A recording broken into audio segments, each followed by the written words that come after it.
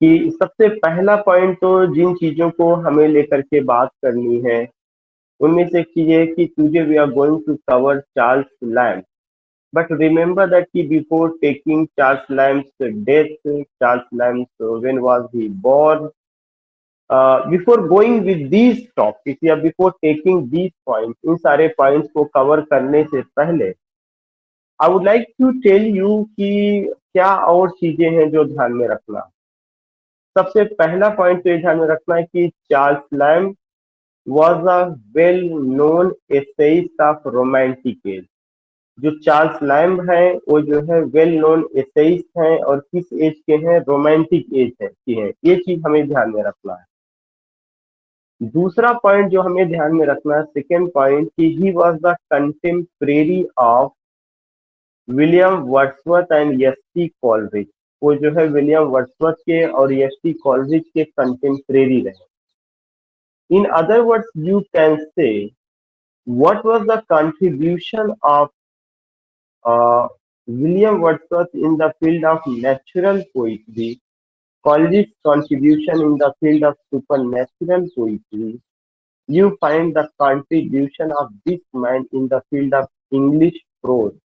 तो अगर ये बात की जाए कि इंग्लिश प्रोज में रोमांटिक एज में अगर कोई एक बड़ा नाम है, कोई एक बड़ी शख्सियत है, कोई एक आप कह सकते हैं कि बड़ा फिगर है, तो वह फिगर क्या है, वह चार्ल्स लैम्ब। चार्ल्स लैम्ब से रिलेटेड क्या क्या क्वेश्चन पूछे जाते हैं। सबसे पहला क्वेश्चन तो यही है कि चार्ल्स लैम्ब को प्रिंस एमंग एसेइस्ट कहा जाता है। चार्ल्स लैम्ब को एक टाइटल दिया गया है और वह कौन सा टाइटल है, प्रिंस एमंग एसेइस्ट। यह जो टाइटल है, चार्ल्स लैम्ब को जो टाइटल दिया गया है prince among essayist, it was given by whom? It was given by huge walker. ये टाइटल किसने दिया है, ह्यूज वॉकर ने दिया है। ह्यूज वॉकर एक क्रिटिक है जिन्होंने प्रोज पे काफी काम किया है, इंग्लिश एसेइस्ट पे काफी काम किए हैं, उन्होंने ये टाइटल इनको दिया हुआ है। अगर आपको याद होगा कि दो बड़े नाम हैं इंग्लिश प्रोज में, एक नाम फ्रांसिस बेकन जो एलिजाबेथन एज में आते हैं, और दूसरा नाम चार्ल्स लैम्ब जो रोमांटिक एज में आते हैं। दोनों में कुछ फर्क है। You find some dissimilarities between Charles Lamb and Francis Bacon. The first thing कि Francis Bacon is known as father of English essay. Francis Bacon को फादर ऑफ इंग्लिश एसे कहा जाता है और चार्ल्स लैम्ब को प्रिंस एमंग एसेइस्ट कहा जाता है।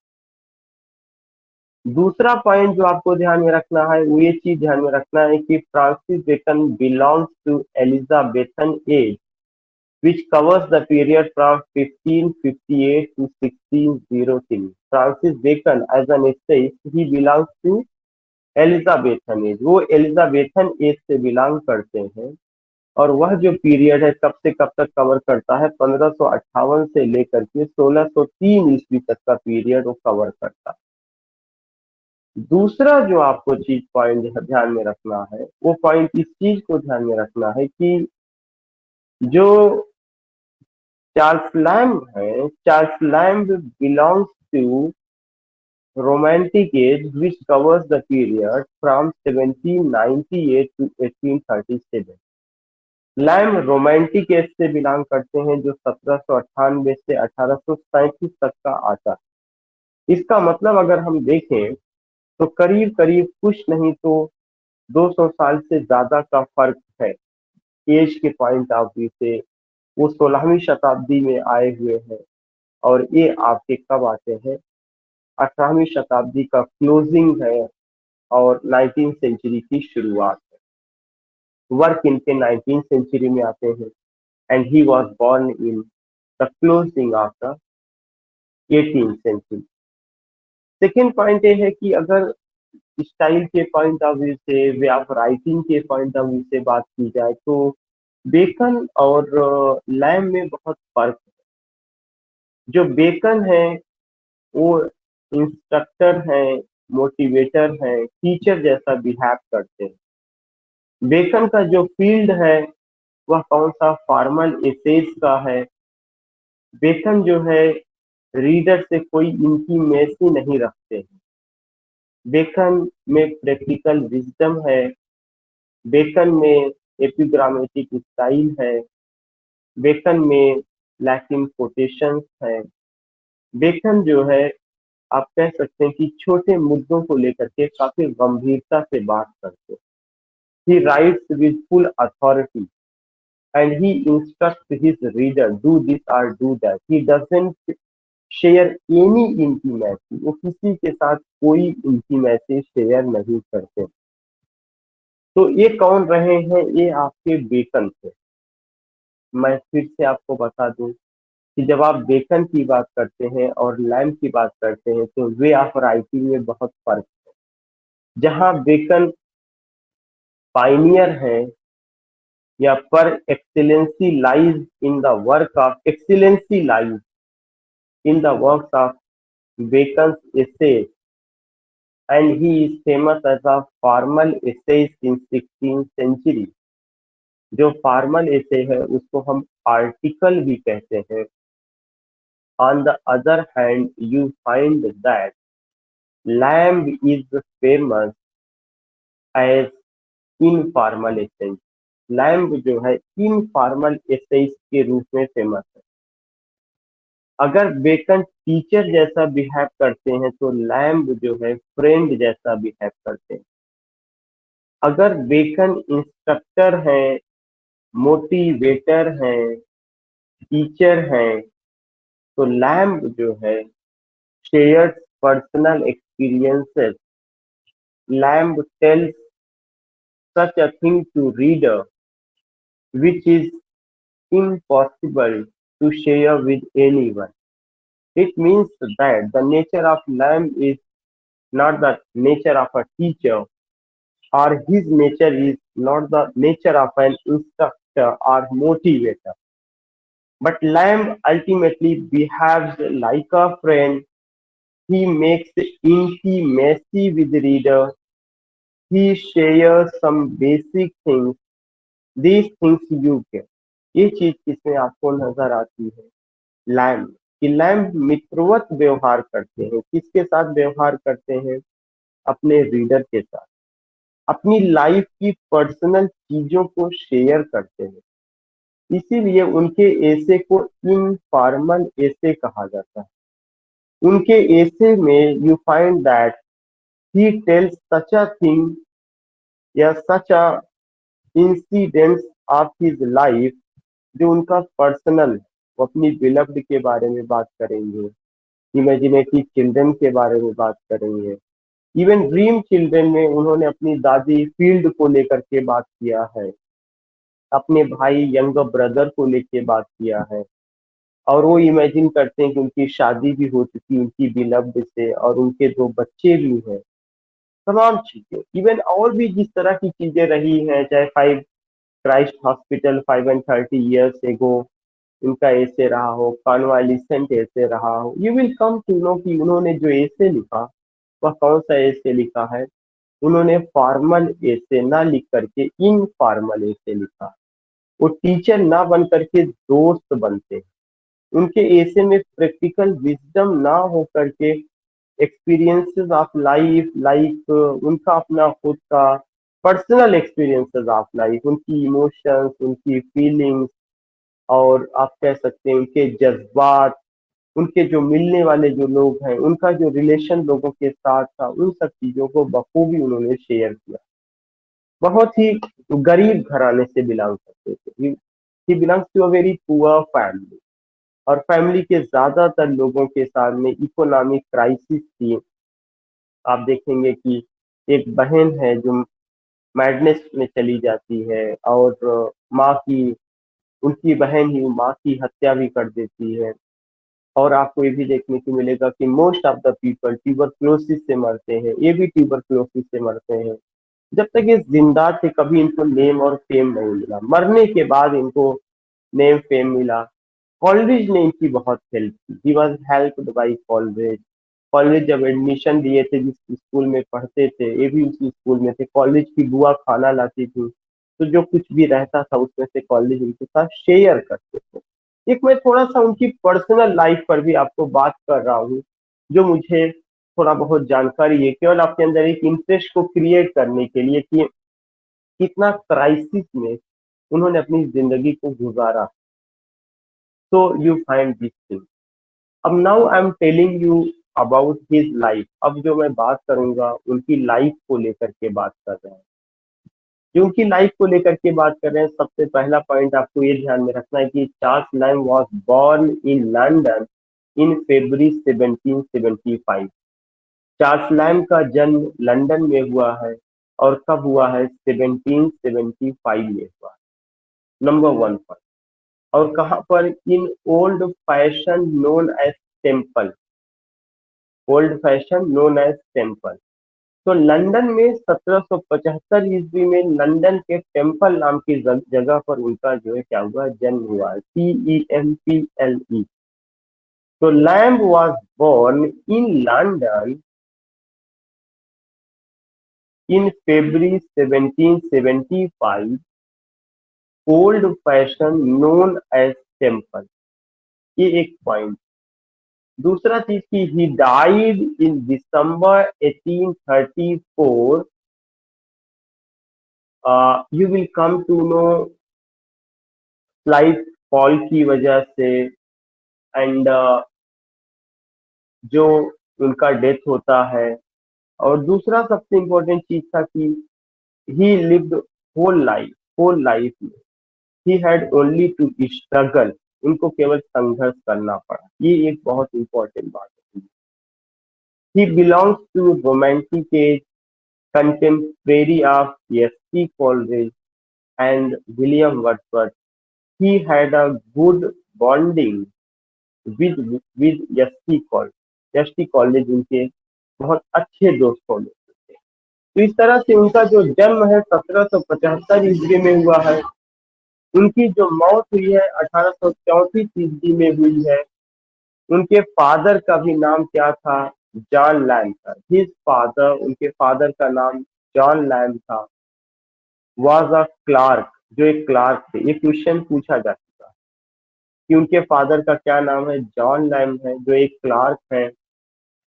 And you will come to know Mary Lamb, जो लैम्ब की सिस्टर है। Mary Lamb, Lamb sister, who had showing the symptoms of madness. जिनमें जो है क्या था? सिम्टम्स ऑफ मैडनेस था।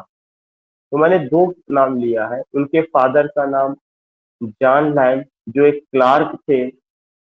मेरी लैम्ब, जो उनकी बहन है, जिनके अंदर सिम्टम्स किसके थे? मैडनेस के थे।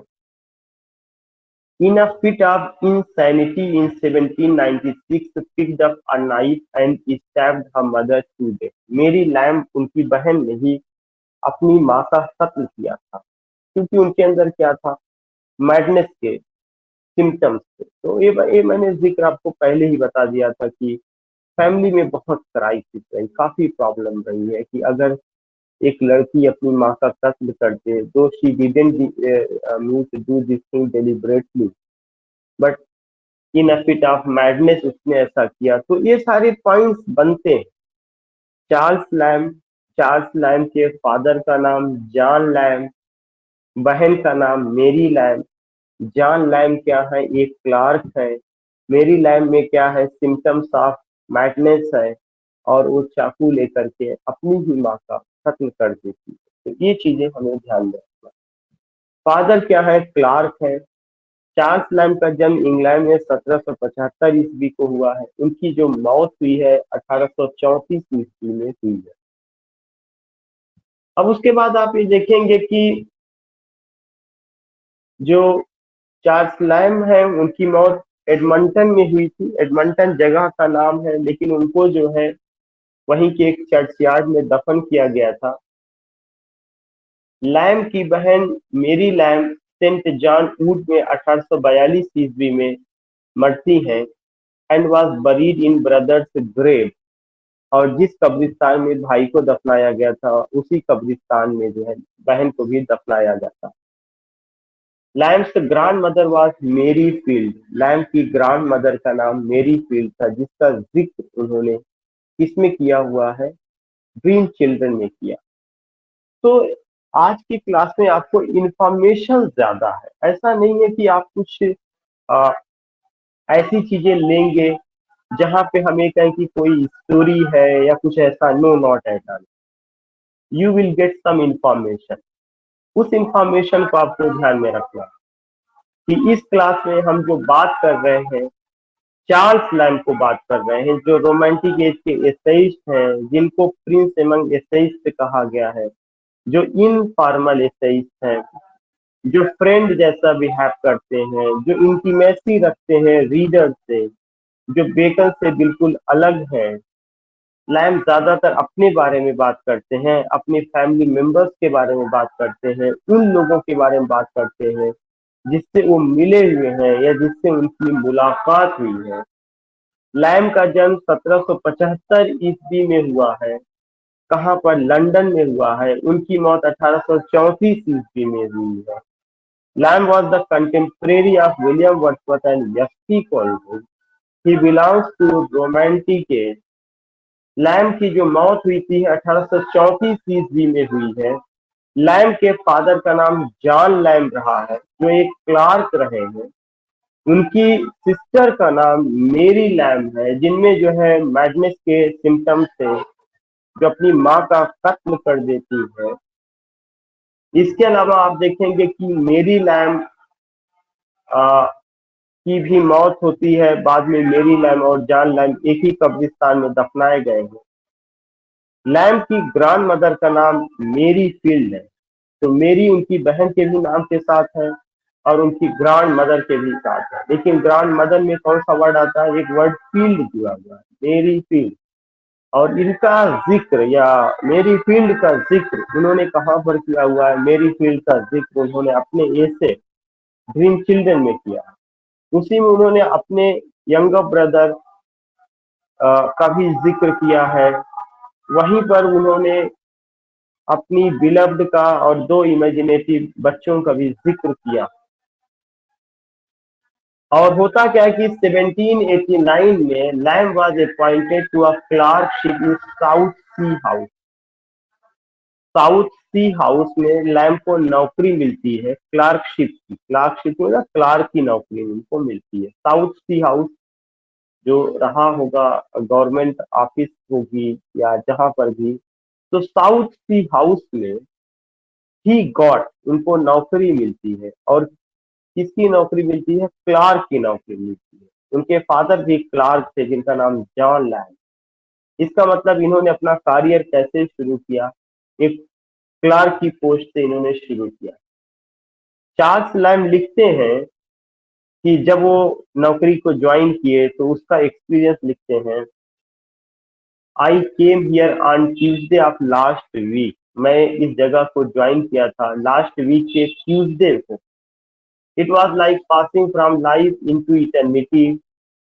और ऐसा लग रहा था जैसे जीवन में बहुत कुछ शांति आने वाली है। It was passing from life into eternity. ऐसा लग रहा था जिंदगी में इटर्निटी, मतलब जो आदमी इतना गुर्बत में अपनी जिंदगी व्यतीत किया हो, उसको एक नौकरी मिलती है, कुछ पैसा उनको होता है, तो उस अनुभव को यहाँ शेयर करते हैं। और क्या कहते हैं? कहते हैं कि जो है I came here on Tuesday of last week. मैं यहाँ ट्यूसडे को लास्ट वीक को आया था।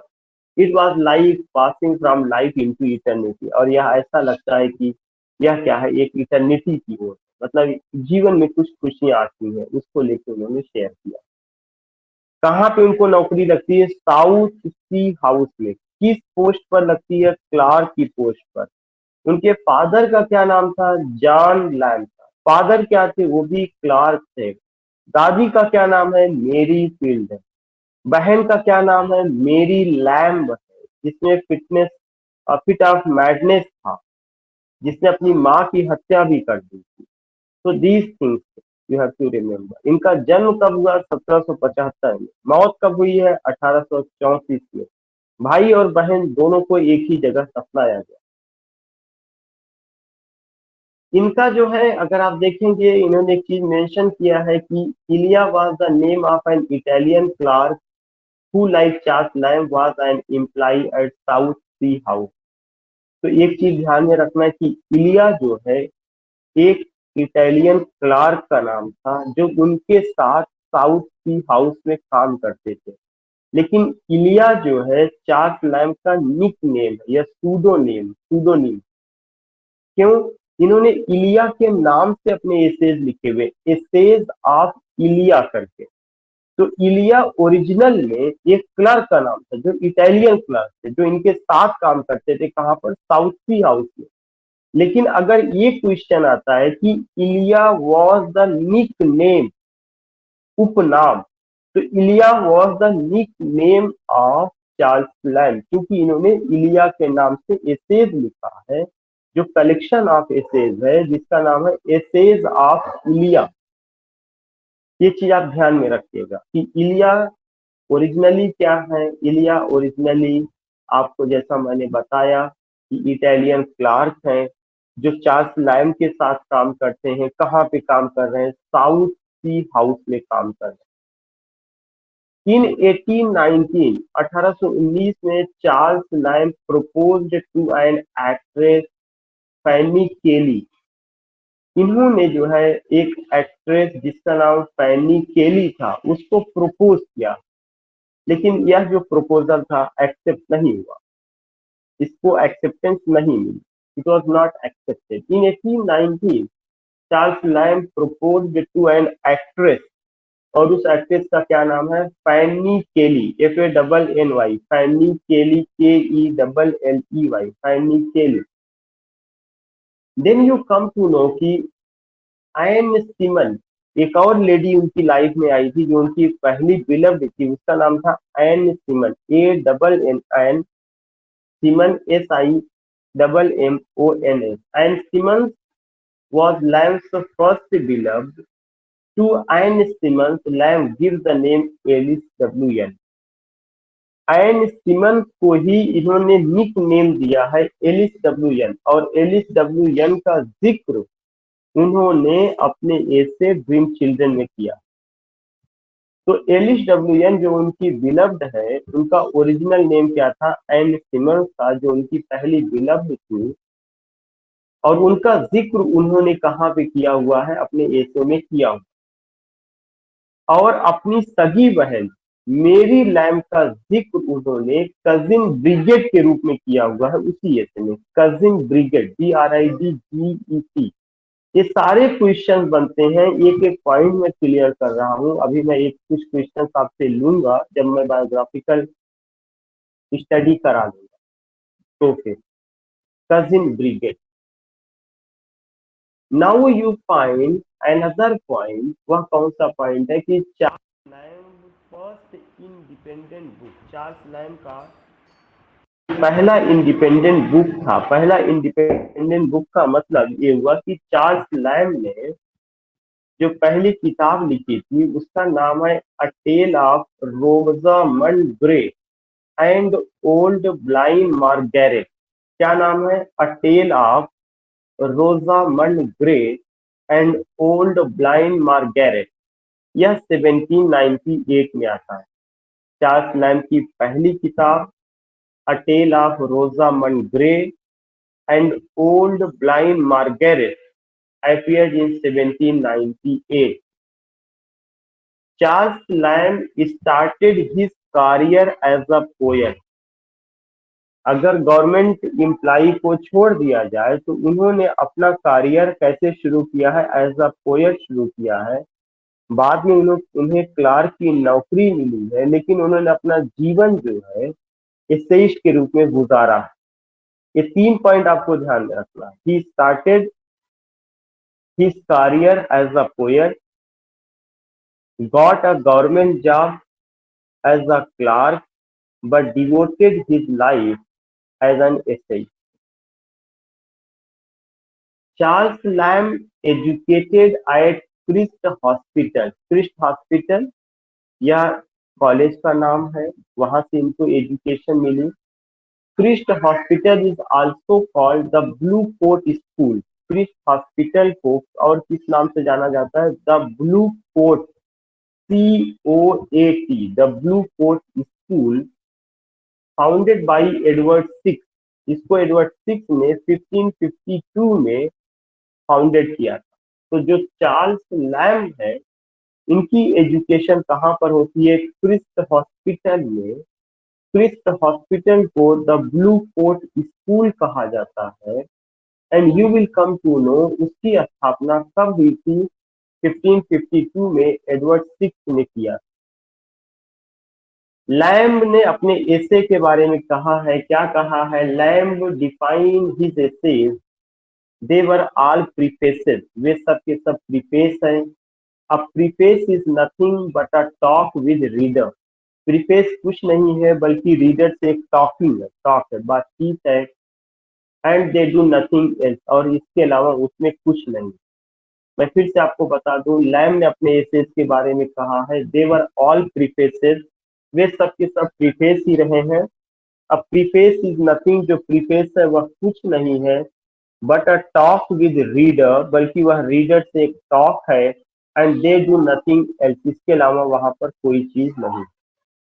आई think now you are able to understand his life. अब आप उनकी लाइफ को आपने समझ लिया है।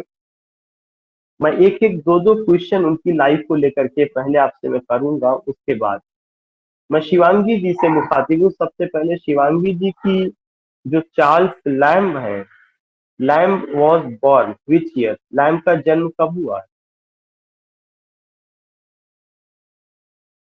Shivangi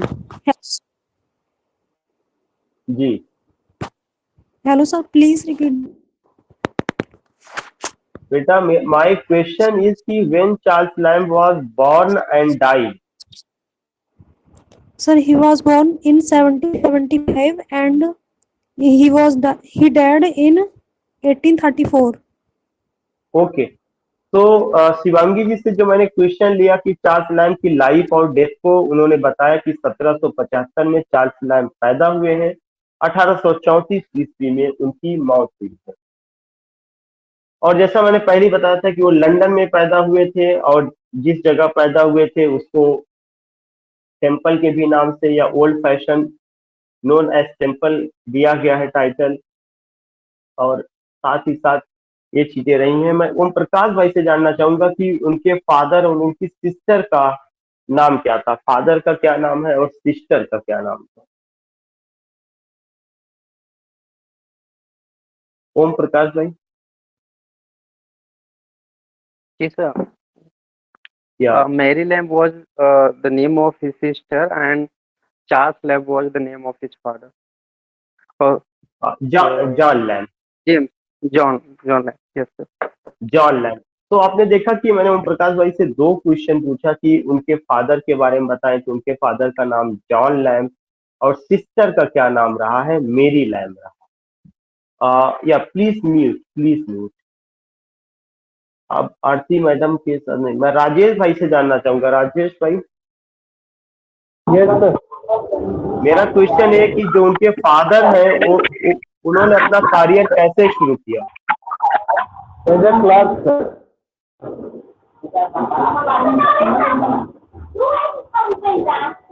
as a class sir. As a clerk. ठीक है, आप म्यूट करिए, आवाज बहुत आपके यहाँ से आ रही है, म्यूट करिए। उनके फादर ने जो करियर शुरू किया, राजेश भाई ने बताया कि एज अ क्लार्क उनके फादर ने करियर शुरू किया। ठीक है, मैं साइका जी से जानना चाहूंगा कि चार्ल्स लैम्ब के मदर की हत्या किसने की थी और नाम क्या है? सर चार्ल्स जी साइका जी। Yes sir. सर उनकी जी, मदर की हत्या मैरी लैम्ब ने की थी, जो कि चार्ल्स लैम्ब की बहन थी। जो कि चार्ल्स लैम्ब की बहन थी बहन। ठीक है, मेरी जी। लैम्ब ने की, जो चार्ल्स लैम्ब की बहन थी। ठीक है। मैं मनोज शुक्ला जी की फैमिली, मनोज शुक्ला भाई की फैमिली भी जुड़ी है। मैं ये जानना चाहता हूँ कि मैडम, मुझे आप ये बताइए कि जो मेरी लैम्ब तो उनकी सिस्टर का नाम था। चार्ल्स लैम्ब की दादी का क्या नाम है?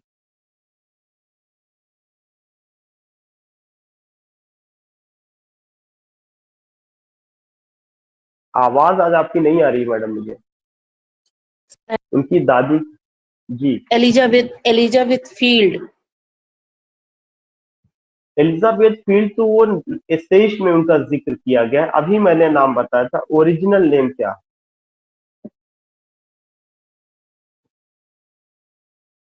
मेरी फील्ड। मेरी फील्ड वो तो एसेइस्ट, ऐसे में उनका नाम आप बता रहे हैं जो मेंशन किया गया है। ओरिजिनल नेम उनका मेरी फील्ड रहा। या प्लीज म्यूट अतुल भाई। मैं ये जानना चाहता हूँ कि चार्ल्स लैम्ब ने अपना करियर कैसे शुरू किया? Sir, he was appointed as a clerk. He was appointed as a clerk. कहाँ पर? Sir, in South Sea House. South Sea House में। ठीक है, ठीक, ओके। मैं वर्तिका मैडम से जानना चाहूंगा कि मैडम साउथ सी हाउस में उनके साथ एक इटालियन क्लार्क भी काम करते थे, उनका नाम क्या है?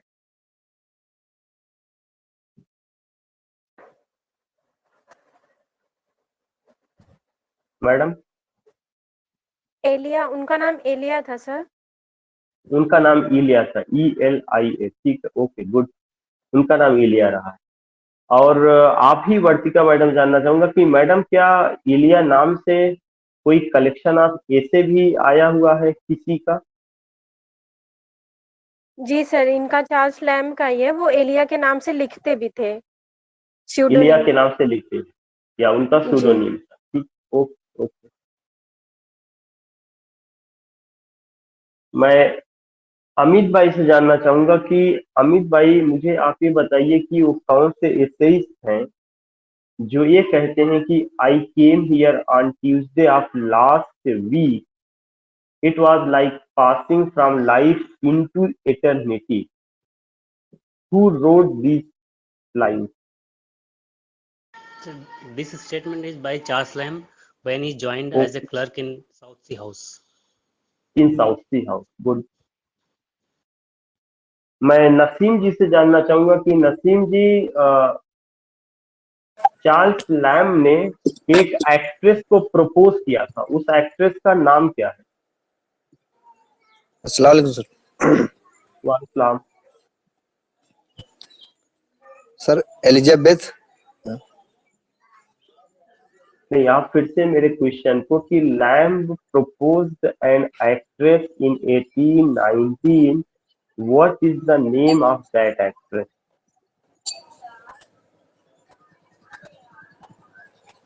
Sorry sir. आई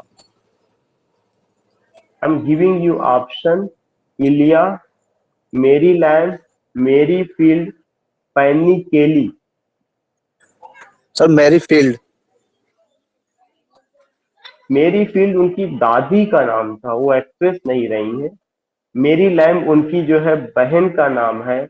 जो जिस एक्ट्रेस को उन्होंने प्रपोज किया था उसका नाम है फैनी केली, FANNY, फैनी केली, KELLEY। मैं, हाँ ओके ठीक है, आप म्यूट कर लीजिए। शिवपाल जी से मैं जानना चाहूंगा, शिवपाल जी, एक तो सबसे पहला कि उनकी बिलव्ड का नाम एलिस WN है, जिसका जिक्र उन्होंने अपने ऐसे ड्रीम चिल्ड्रन में किया है। उनकी बिलव्ड का ओरिजिनल नेम क्या था? एलिस WN तो उनकी बिलव्ड का नाम है जी। सर रियल नेम एलिस हाँ, W N. Real name Alice WN, तो ऐसे में Ann Simmons. Ann Simmons. Ann Simmons उनका ओरिजिनल नेम। बहुत अच्छा, एन सिमंस उनका ओरिजिनल नेम था। और उसको उन्होंने अपने ऐसे एलिस WN में जो है क्या किया हुआ है, उन्होंने उसका जिक्र किया है। दूसरा चीज की आपसे ही शिवपाल जी मैं जानना चाहूंगा, उनकी सिस्टर मेरी लैम्ब रही है। मेरी लैम्ब का जिक्र भी उन्होंने ऐसे में किया है, और क्या नाम दिया है? Sir cousin Bridget. Cousin brigade, BRIDGET, cousin brigade. Okay, cousin brigade. मैं सारिका मैडम से जानना चाहूंगा कि मैडम सबसे पहला इंडिपेंडेंट वर्क एक है जिसका नाम है a tale of Rosamund Gray and old blind Margaret. It came in 1798, 1790। और यह जो वर्क है चार्ल्स लैम का, ये आपको नहीं बताना है, लेकिन 1798 में रोमांटिक एज में एक बहुत बड़ा लिटरेचर का पीस आता है जिसने पूरा रोमांटिक एज की कैरेक्टरिस्टिक्स को, तमाम चीजों को, एक नई एज की शुरुआत की। उस चीज का क्या नाम, तो कौन सी वर्क रहा लिरिकल जो बैलेट्स। या ओके, लिरिकल बैलेट। तो दो चीज ध्यान में रखना है कि 1798 में लिरिकल बैलेट भी आया हुआ है और 1798 में जो है इनका पहला इंडिपेंडेंट बुक आता है a tale of Rosamund Gray and old blind Margaret. This thing. Madam एक क्वेश्चन और आपसे है कि इनको जो है एजुकेशन किस कॉलेज से मिला था? That college name is known as hospitals करके कुछ क्रिस्ट ऑप्शंस में हॉस्पिटल। जाए। हाँ, हाँ या ठीक। Christ Hospital. Okay okay. मैं जो है फिर से चल रहा हूँ शिवांगी जी से। मैं क्वेश्चन पूछना चाहता हूँ कि शिवांगी जी, जो क्रिस्ट हॉस्पिटल है उसका ओरिजिनल नेम क्या है? Shivangi hello sir. जी। Sir original name blue coat school. The blue coat school, उसका जो ओरिजिनल नेम है वह क्या है? The blue coat school. 1552 में इसको जो है एडवर्ड सिक्स ने क्या किया था? इस्टेब्लिश किया था। ओम प्रकाश भाई से मैं जानना चाहूंगा कि ओम प्रकाश भाई, एक स्टेटमेंट है, एक किस्सा है जो अपने एसे के बारे में कहते हैं, they were all prefaces, a preface is nothing but a talk with reader and they do nothing else. ये स्टेटमेंट किसका है ओम प्रकाश भाई? चार्ल्स लैम अपने प्रीफेस में ये लिखते हैं जी, सारा चार्ल्स कुछ, Lamb. But it is said by whom I forgot. या चार्ल्स लैम ने अपने एसेज के बारे में ही ये बात उन्होंने कही है कि जो मेरे एसेज हैं वे सब प्रीफेसेस हैं। A preface is nothing, preface कुछ नहीं है but a talk with reader, बल्कि रीडर से एक तरह से टॉक है, and they do nothing else, और वे इसके अलावा कुछ नहीं है। मैं राजेश भाई से जानना चाहूंगा कि राजेश भाई, किसको टाइटल दिया गया है प्रिंस एमंग एसेइस्ट का? Charles Lamb sir. ठीक है, ओके। साइका जी से मैं जानना चाहूंगा कि प्रिंस एमंग एसेइस्ट जो चार्ल्स लैम को टाइटल दिया है ये किसने कहा है? Saika madam. Yes, sir. Huge Walker. Huge A walker ने। critic good. Huge Walker. या गुड। मैं मनोज शुक्ला भाई की फैमिली से मैं जानना चाहूंगा कि मैडम जो है चार्ल्स लैम ने किसको कहा है पोएट्स पोएट? चार्ल्स लैम ने किसको कहा है poets poet? Sir Edmund Spenser. Edmund Spenser. Nice, Edmund Spenser. मैं अतुल जी से जानना चाहूंगा कि अतुल जी, जो चार्ल्स लैम है और जो फ्रांसिस बेकन है, इन दोनों में आपको एक फर्क बताना है जो एक शब्द में कहा जाए। फर्क बहुत सारे हैं, आपकी नजर में कोई ऐसा जो भी मैंने एक्सप्लेन किया? Sir, Charles Lamb belongs to a romantic age, while Bacon belongs to Elizabethan. ये तो एज के पॉइंट ऑफ व्यू से आप सही बता रहे हैं। मैं इन दोनों की पर्सनालिटीज को लेके बात कर रहा हूँ, ऐसा निश्चय। Sir, Lamb is known to be the informal essayist, yes. and while Bacon known to be formal essayist. या बेकन जो है फॉर्मल एसेइस्ट है और चार्ल्स लाइम आपके कैसे इनफॉर्मल स्टेज हैं। बेकन टीचर जैसा बिहेव करते हैं और लाइम जो है आपके फ्रेंड जैसा बिहेव करते हैं। या मैं वर्तिका मैडम से जानना चाहूंगा कि मैडम जो चार्ल्स लाइम हैं, अगर देखा जाए तो राइटर के रूप में उन्होंने अपना करियर कैसे शुरू किया, नॉवलिस्ट के रूप में, पोएट के रूप में, एसेइस्ट के रूप में? सर एसेइस्ट के रूप में। गुड, एसेइस्ट के रूप में उन्होंने अपना जो है करियर, सॉरी एसेइस्ट, फिर से आप बताइए, पोएट के रूप में, एसेइस्ट के रूप में या नॉवलिस्ट के रूप में?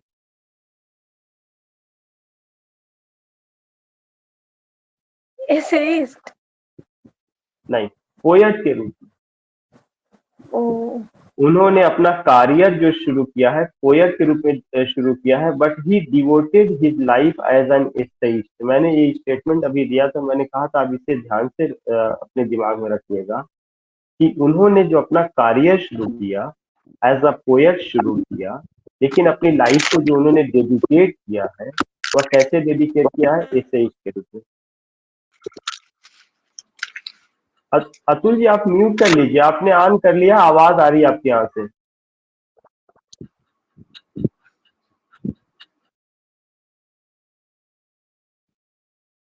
मैं शिवपाल जी से जानना चाहूंगा कि शिवपाल जी जो वर्क है, एक आपने चीजें देखा होगा कि तमाम रहा है, जो चार्ल्स लाइम की सबसे ज्यादा इंटीमेसी किसके साथ थी, कॉलेज के साथ या वर्ड्सवर्थ के साथ? College college sir. कॉलेज के साथ थी।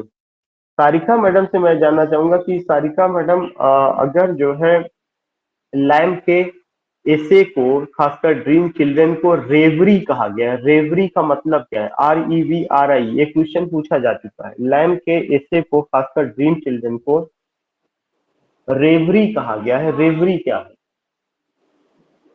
Reverie means, sir, it is known as daydream. Yes, good. It's known as daydream. Reverie means daydream. Daydream. अब मैं कुछ उनके वर्क को लेकर के मैं केवल डिक्टेट कर रहा हूँ, आपको केवल सुनना है सारे लोगों को, उस पर कोई क्वेश्चन मैं नहीं लूंगा, केवल ध्यान से सुनना है ताकि मैं उसको समराइज कर सकूं।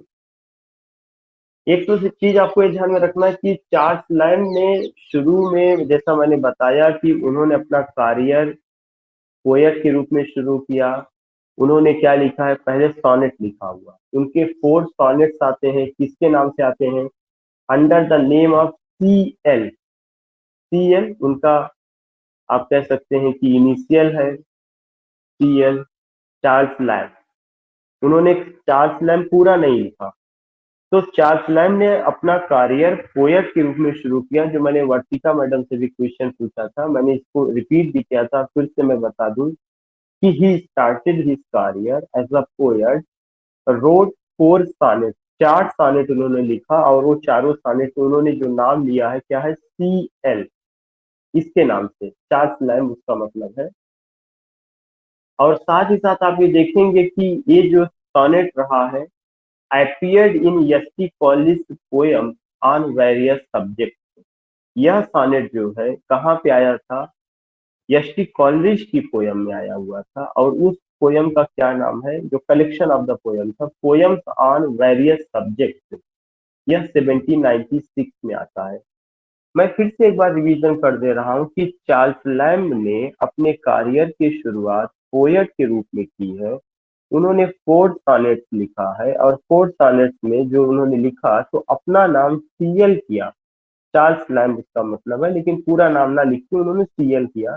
और यह चारों सॉनेट जो है आपका यस्टी कॉलरिज के वर्क में, जिसका नाम पोएम्स ऑन वेरियस सब्जेक्ट्स है, जो 1796 में आता है, उसमें यह पब्लिश होता है। एक इंफॉर्मेशन ये, एक उनका जैसा भी मैंने बताया था इंडिपेंडेंट वर्क है जो 1798 में आता है, जिसका नाम है a tale of Rosamund Gray and old blind Margaret. यह उनका फर्स्ट इंडिपेंडेंट वर्क है। इंडिपेंडेंट का मतलब कि अपने नाम से लिखे और अपने नाम से पब्लिश कराए, किसी के साथ जुड़ करके नहीं लिखा। पहले जो सॉनेट आए हैं किसके साथ जुड़ करके उन्होंने लिखा, कॉलेरिज के साथ जुड़ करके लिखा। लेकिन a tale of Rosamund Gray and old blind Margaret 1798, a melodramatic sentimental village tragedy, यह एक जो है ट्रेजिडी है।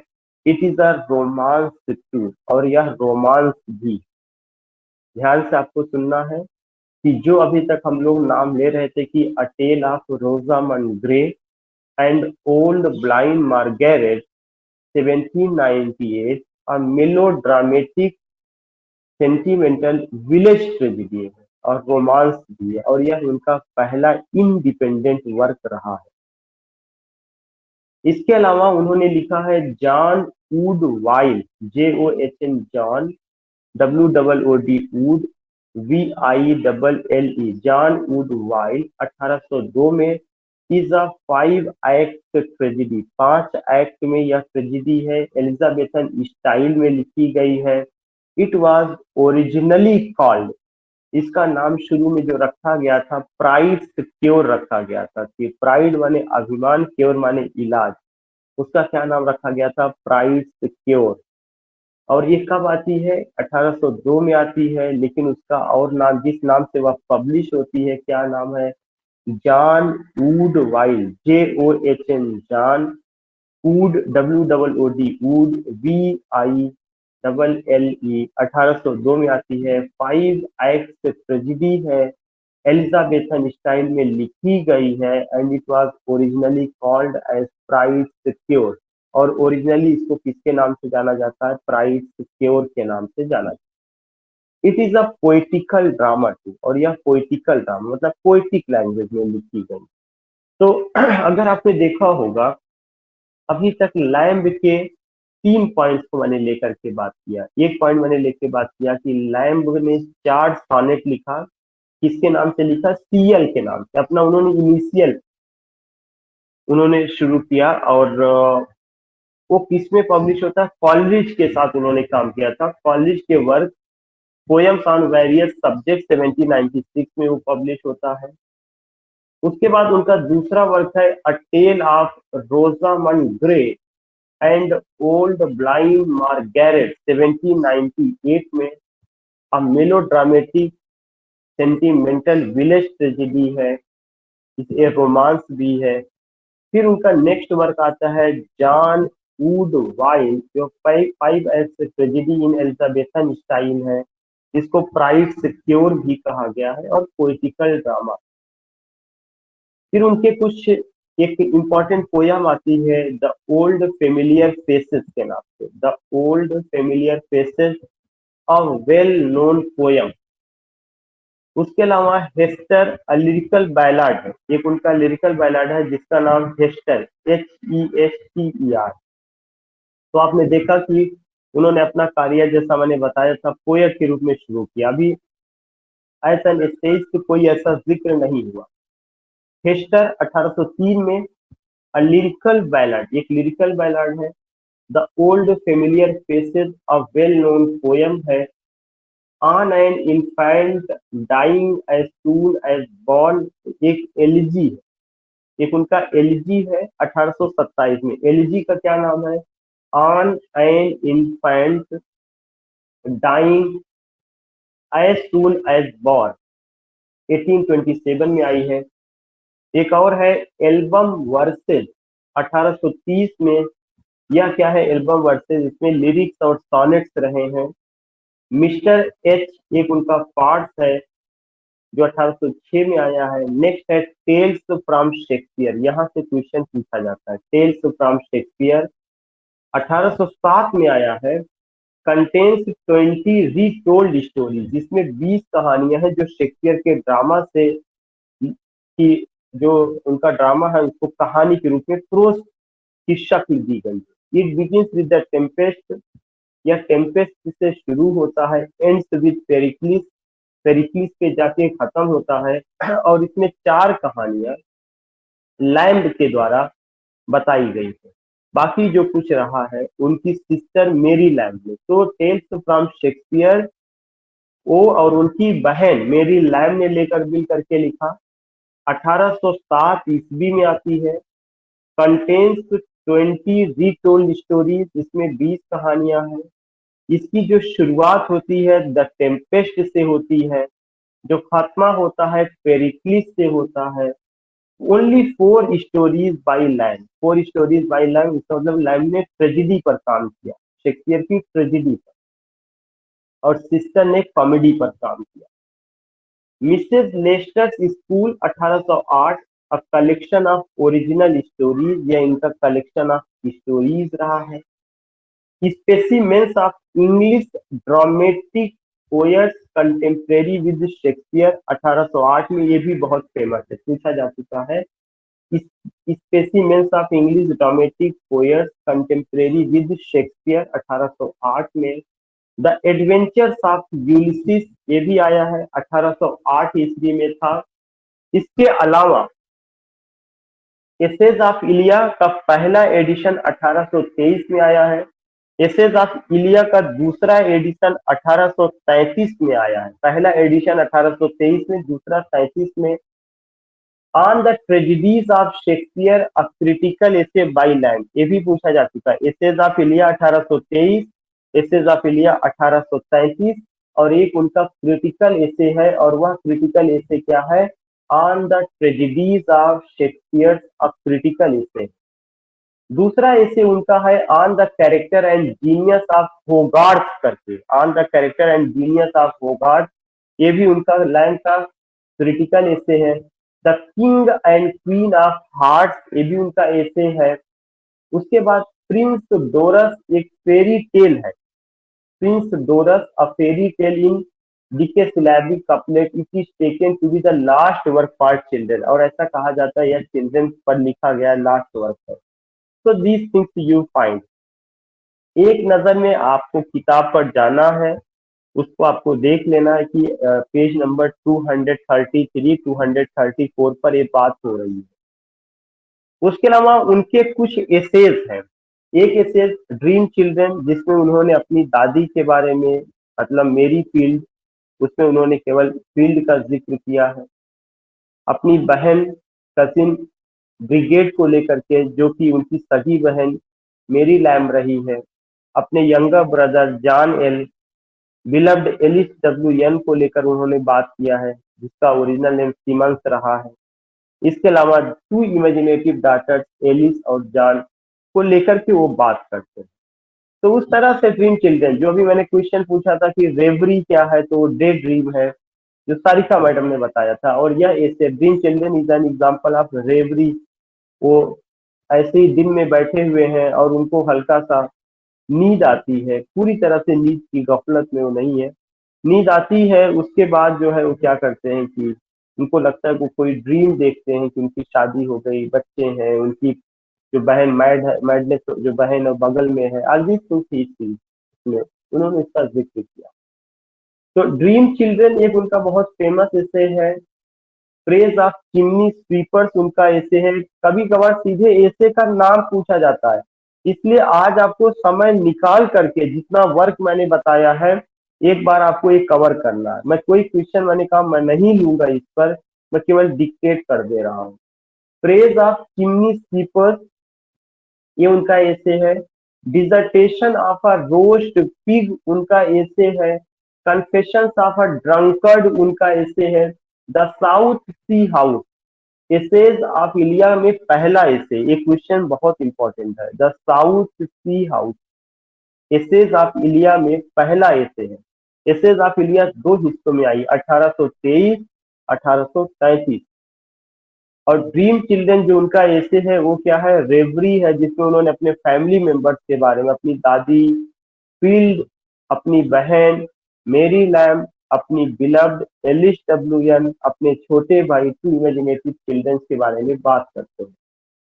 Mrs batters opinion on which उनका एसे है। पुअर रिलेशन पूछा जा चुका, बहुत इंपॉर्टेंट एसे, पुअर रिलेशन। क्वैकर्स मीटिंग उनका एसे है। डिटैच्ड थॉट एसे है। मॉकरी एंड एसे है। अ फेयरवेल टू टोबैको, कानवा लिसन, ये सब उनके एसेज है। और कुछ लाइनें दी गई हैं जो उनके एसेज से ली गई हैं, और ये बताया जा रहा है कि ये किसमें है, तो आपको वो लाइनें भी पढ़ना।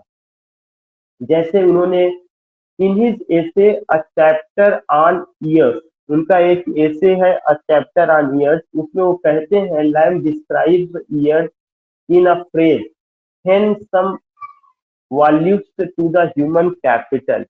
तो कुछ लाइनें हैं, आपको केवल उसको जा करके कवर करना कि उन्होंने किस एसे में क्या फ्रेज यूज किया, एक नजर से आपको देखना। जैसा मैंने आपको बताया था कि टेल्स फ्रॉम शेक्सपियर उनका वर्क है जो 1807 में आया है। इसके बारे में लैम ने कहा है कि there is a great deal of fun in Coleridge, यहाँ पर उन्होंने इसका जिक्र किया है, there is a great deal of fun in Coleridge. तो इन दिस वे आप ये पाते हैं कि इस तरह से रहा है। कल जो है हम इस पर बात करेंगे कि क्रिटिक्स ने क्या उन पर कहा है, और जो आज वर्क मैंने आपको बताया, मैं सबसे पहले कल इस पर क्वेश्चन आपसे करूंगा, तो इस वजह से आप इस पर जा करके उन्होंने जो एसेज बताया है, जो उनके वर्क है, क्या कहा है, कैसे कहा, एक नजर में आप उसको देख लीजिएगा। कल इन पर लास्ट क्लास होगी। कोई ऐसा बहुत दार्शनिक एसेइस्ट नहीं है कि कोई क्रिटिक हो, क्रिटिकल थॉट हो जिसको एक्सप्लेन करना। जितना इंफॉर्मेशन बताया गया, अगर आप पेजेस पलटेंगे तो क्वेश्चन आपको यही सब मिलेगा। तो वी विल मीट टुमारो। और आज मैं मॉर्निंग में लॉयल्टीज का मैंने मैटर भेजा है, आप उसे जरूर देख लीजिएगा। उस पर लेक्चर सुबह में पुअर कनेक्टिविटी की वजह से नहीं हो पाया था। इफ आई गेट टाइम तो मैं इसी टाइम उस पर लेक्चर कोई ना कोई दूंगा। तो आई होप कि you all have enjoyed this class. We will meet tomorrow. कल हम लोगों की मुलाकात होगी। अगर मुझे मॉर्निंग में क्लास लेना होगा तो मैं आपको कोई ना कोई मैसेज करूंगा, नहीं तो क्लास का टाइमिंग इवनिंग में ही रहेगा। हेलो तो जी madam. Hello hello sir, loyalties का मैटर आपने हायर में